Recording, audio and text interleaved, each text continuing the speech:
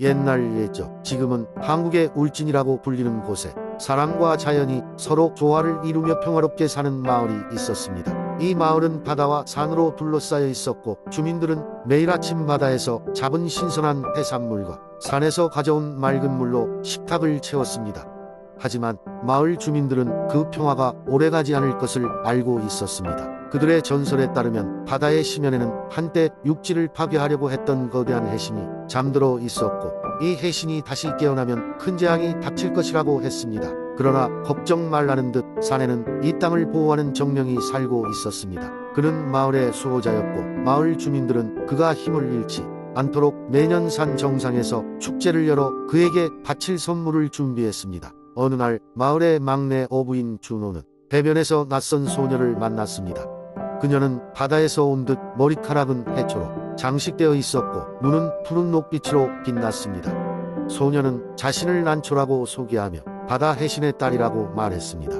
난초는 바다 깊은 곳에서 아버지가 깨어날 준비를 하고 있다고 경고하며 마을을 지키기 위해서는 산의 정령에 힘을 빌어야 한다고 말했습니다.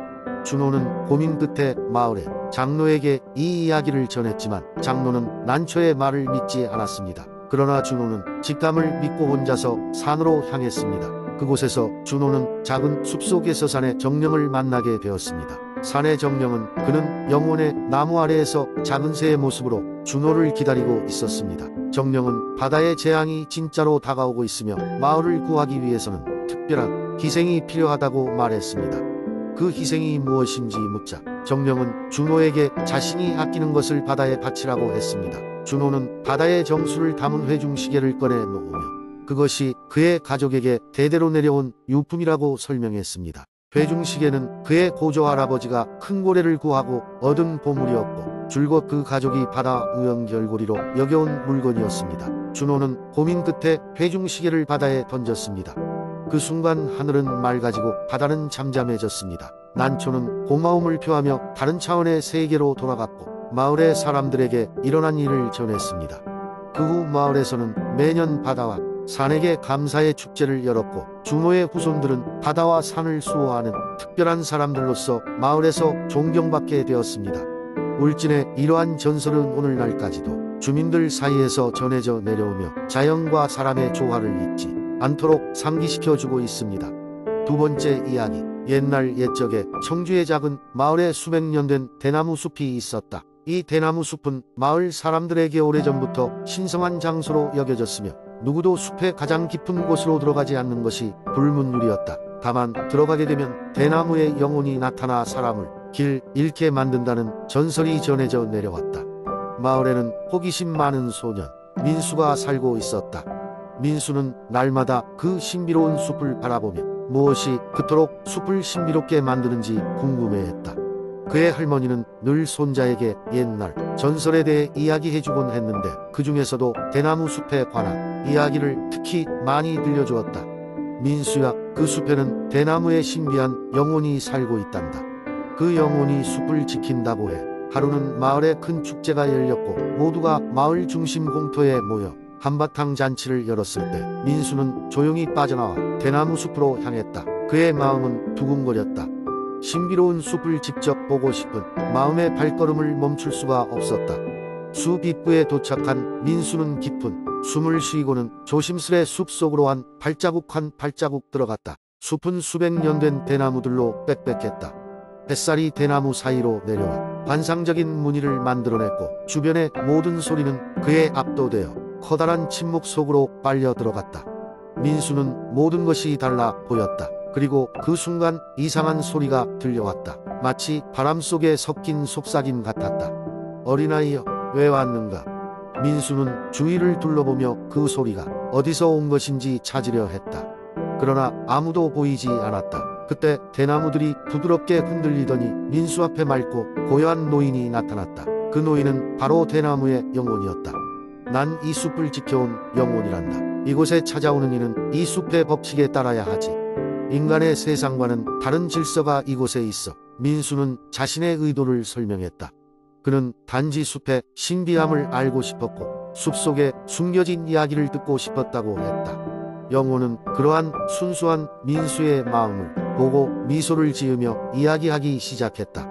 이 숲은 옛날부터 여러 생명들을 품어왔다고 한다. 인간들이 그들의 욕심으로 자연을 훼손하기 시작할 때 대나무 영혼은 그 고요한 세계를 지키기 위해 모습을 드러내었다. 그리고 지금까지도 마을의 도움을 받아 이곳을 지켜왔다고 했다. 이야기를 모두 들은 후 민수는 영혼에게 숲을 계속해서 지키겠다고 약속했다. 그리고 마을에 돌아가 대나무 숲에 대한 전설을 더욱 발전시키고 푸르게 만들었다. 그 후로 대나무 숲은 마을 사람들이 잠시 쉬어갈 수 있는 안식처가 되었으며 매년 축제 때마다 숲의 이야기가 전해지게 되었다. 민수는 한 걸음 더 성장하며 자연을 보호하기 위해 노력하는 사람이 되었고 그의 이름은 훗날까지 마을 사람들에 의해 전해지게 되었다. 세 번째 이야기. 옛날 옛적 한국의 남부 해안 지역에 있는 고흥이라는 조용한 마을에 혜란이라는 소녀가 살고 있었습니다. 혜란이는 호기심이 많고 매일매일 바닷가에 나가 파도 소리를 들으며 노는 것을 좋아했습니다. 그녀의 집은 마을 끝자락에 있었고 그 뒤로는 울창한 숲이 펼쳐져 있었는데 그 숲에는 특별한 나무가 하나 숨겨져 있었습니다. 바로 노란 밤나무였습니다. 이 밤나무는 신비로운 힘을 가지고 있었으며 가지에 달려있는 밤들은 밤이 되면 은은한 빛을 발했지요. 고흥 사람들은 이 나무를 황금의 나무라고 불렀고 그 밤을 갖고 있으면 행복이 찾아온다고 믿었습니다. 그러나 나무가 있는 곳은 깊은 숲속으로 길을 잃기가 쉬웠고 나쁜 운명을 가진 자들은 나무에 닿는 건 허락받지 못한다고 전해져 내려왔습니다. 어느 날 혜란이는 숲속에서 길을 잃고 말았습니다. 겁에 질린 그녀는 우연히 노란 밤나무를 발견하게 되었고 그 아름다움에 마음이 끌렸습니다. 나무가지에 달린 노란 밤은 달빛을 받아 반짝반짝 빛났습니다. 그 모습을 보고 마음이 안정된 혜란이는 조심스럽게 밤 하나를 따서 자신의 주머니에 넣었습니다. 그 순간 숲속에 갑자기 바람이 불어오며 신비로운 목소리가 들려왔습니다. 마음을 고요히 하라. 그리고 그대의 진실한 소망을 말해보라. 그러면 나무는 그대를 도울 것이니. 혜란이는 그 목소리에 놀랐지만 차근차근 자신이 평생을 함께할 친구가 있었으면 좋겠다고 소망을 말했습니다. 이튿날 혜란이는 마을에서 같은 또래의 새로운 친구 수민이를 만나게 되었습니다. 수민이는 도시에서 이사온 아이로 혜란이와 같은 취미를 가지고 있었습니다. 두 소녀는 금방 친해졌고 마치 언제나 알던 사이처럼 가까워졌습니다. 혜란이는 문득 노란 밤나무가 자신의 소망을 들어준 것이라고 믿기 시작했습니다. 그 후로 혜란이와 수민이는 바닷가와 숲을 함께 누비며 하루하루를 모험으로 가득 채웠습니다. 시간이 흐르며 노란 밤나무는 마을의 많은 아이들에게 소망을 이루어주는 소중한 친구가 되었습니다. 그리고 사람들은 그 나무가 있는 숲을 보호하며 살아가기로 결정했습니다. 고흥의 바닷가와 숲은 언제나 처음처럼 평화로웠고 노란 밤나무는 마을 사람들에게 끊임없는 행복을 주는 신비로운 존재로 남아 있었습니다. 그래서 사람들은 오늘날까지도 그 나무를 소중히 여기며 어른들은 아이들에게 밤나무의 이야기를 들려주곤 합니다. 그렇게 세상은 따뜻함과 사랑으로 가득 찰 것입니다. 네 번째 이야기. 옛날 옛적 한국의 서해안에 자리 잡은 작은 마을 부안에는 특별한 전설이 전해 내려오고 있었다. 이 마을은 해변과 바람과 파도가 어우러진 아름다운 풍경으로 잘 알려져 있었지만 그 중에서도 가장 유명한 것은 바로 달빛 아래의 금빛 마을이라는 전설이었다. 부안에서 가장 높은 산 변산의 정상에는 언제부터인지 알 수 없는 신비한 호수가 있었다. 이 호수는 특히 달빛이 가득한 밤에 그 진가를 발휘했다. 바로 그때 호수의 물이 금빛으로 물들면서 반짝였고 그 빛은 마을 전체를 감쌌다. 이 호수에는 오래전부터 전해지는 이야기가 있었다. 아주 먼 옛날 하늘에서 내려온 한 신비로운 여인이 부안의 호수에 깃들어 살았다. 이 여인은 마을 사람들에게 절대적인 사랑과 행복을 전해주었으며 그녀가 특별한 날에 호수의 물을 통해 그 마음을 표현할 때마다 물은 금빛으로 변했다. 이 날은 보름달이 가장 밝게 빛나는 날로 마을 사람들은 그때를 기다리며 호수 주변에 모여 무용과 음악으로 축제를 벌이곤 했다. 그러나 어느 날 탐욕스러운 상인이 이 전설을 듣고 부안에 찾아왔다. 그는 호수의 금빛 물 때문에 마을이 번성한다고 생각했다. 그래서 호수의 물을 가져가면 자신도 부자가 될 수 있을 것이라며 물을 끓여 금을 만들려 했다. 마을 사람들은 이를 말렸으나 상인은 말을 듣지 않고 호수의 물을 훔치기 시작했다. 이때 하늘에서 빛나는 별들이 하나둘씩 떨어지며 호수를 감쌌고 아름다운 여인의 영혼이 나타나 마을 사람들에게 경고했다. 이 호수의 금빛은 사람들이 순수한 마음으로 나누는 사랑과 기쁨의 상징일 뿐 탐욕으로 인해 얻을 수 있는 것이 아니란다. 상인은 자신의 잘못을 깨달았고 마을 사람들에게 용서를 구했다.